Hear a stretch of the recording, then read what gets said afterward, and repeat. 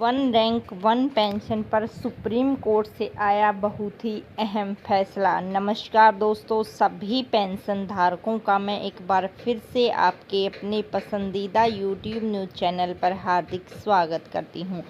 दोस्तों, हमारे पेंशनर्स के लिए one rank one pension implementation को लेकर बहुत ही बड़ी अपडेट कोर्ट से निकल कर आई है। जो सभी हमारे पेंशन धारक हैं, एक बार जल्दी से जुड़ जाएं और अगर आपने अभी तक चैनल को सब्सक्राइब नहीं किया है तो चैनल को सब्सक्राइब कर लें, बेल आइकन को ज़रूर से दबा लें, जिससे आपको आने वाली सभी लेटेस्ट वीडियोज़ की नोटिफिकेशन अपने फ़ोन पर ही प्राप्त हो सके। तो दोस्तों, सबसे पहले हम बात करते हैं टाइम एक्सटेंशन को लेकर। जो टाइम एक्सटेंशन सरकार के द्वारा फाइल की गई थी सुप्रीम कोर्ट की, जब हमने ऑफिशियल वेबसाइट को ओपन करके देखा तो उसमें जो है वो पेंडिंग शो हो रही है, यानी कि अभी तक उसका कोई निपटारा नहीं किया गया है। इसीलिए जो हमारे पेंशन धारक हैं वो एक बार इस पर सोच रहे हैं, क्योंकि हो सकता है कि इसकी वजह से आपका पेंशन डिवीज़न रुका हो। तो ऐसे में कंटेम्प्ट ऑफ कोर्ट की जल्दबाजी सही नहीं होगी। अभी फ़िलहाल थोड़ा वेट करने की ज़रूरत है। और मेजर जनरल सतबीर सिंह जी ने भी अपने ऑफिशियल ट्विटर हैंडल अकाउंट पर आज सुबह ही अपडेट दी थी कि अगले वीक यानी अब मंडे को ही कंटेम्प्ट ऑफ कोर्ट फाइल किया जाएगा। तब तक ये चीज़ क्लियर हो जाएगी कि टाइम एक्सटेंशन की जो एप्लीकेशन है वो रिजेक्ट कही गई थी कि रिजेक्ट हो गया और रीसबमिट नहीं हुआ। लेकिन जब बात हमारे पेंशन धारकों की, यहाँ पर जो हमारे पेंशनर्स हैं, पेंशनर्स का ये मानना है कि एक बार थोड़ा वेट करना चाहिए, एकदम से जो है कंटेम्प्ट ऑफ कोर्ट नहीं डालना चाहिए, क्योंकि हो सकता है टाइम एक्सटेंशन के निपटारे की वजह से आपकी पेंशन डिवीज़न रुकी हो और 15 सितंबर तक उसका समाधान हो जाए।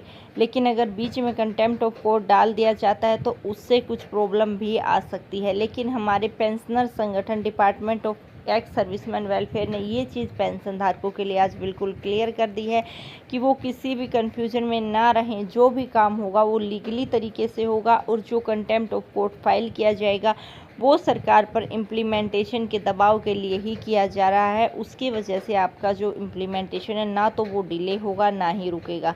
तो ये कुछ एक कन्फ्यूजन हमारे पेंशन धारकों के लगातार कमेंट्स आ रहे थे, इसे लेकर तो आपकी कन्फ्यूजन होपफुली यहाँ पर क्लियर हो गई हो। सेकेंडली, जो लीगल नोटिस था उसके बारे में भी आपको बता दें कि लीगल नोटिस का department of ex serviceman welfare ने जो डाला था उसका कोई भी जवाब सरकार की तरफ से नहीं आया। तो इस तरह की मनमानी के बारे में आप क्या कहेंगे सरकार को? तो काफ़ी सारे हमारे पेंशन धारक हताश निराश भी हैं, लेकिन हम यहाँ पर आपको कहेंगे कि आपको यहाँ पर निराश नहीं बल्कि एकजुट होकर सामना करने की ज़रूरत है, क्योंकि पेंशन धारक काफ़ी हमें कमेंट्स मिले कि अब तो 2024 में ही वो आरोपी मिलेगी। ऐसा बिल्कुल नहीं है। तो क्योंकि सुप्रीम कोर्ट का जो फैसला है उसकी अवमानना एक डेमोक्रेटिक कंट्री में नहीं की जा सकती है। कुछ रीजंस होंगे उनके, जैसे कि टाइम एक्सटेंशन का पूरी तरह से निपटारा न होना, जिसकी वजह से वो बच रहे हैं। लेकिन यहाँ पर हमारे पेंशनर संगठन ने क्लियर कर दिया है कि अब लीगली तरीके से सारी चीज़ों को जांच परख कर कंटेम्प्ट ऑफ कोर्ट डाला जाएगा, जिसके बाद सरकार के पास अपना मुंह छिपाने के लिए कुछ ना बचे। जी हाँ दोस्तों,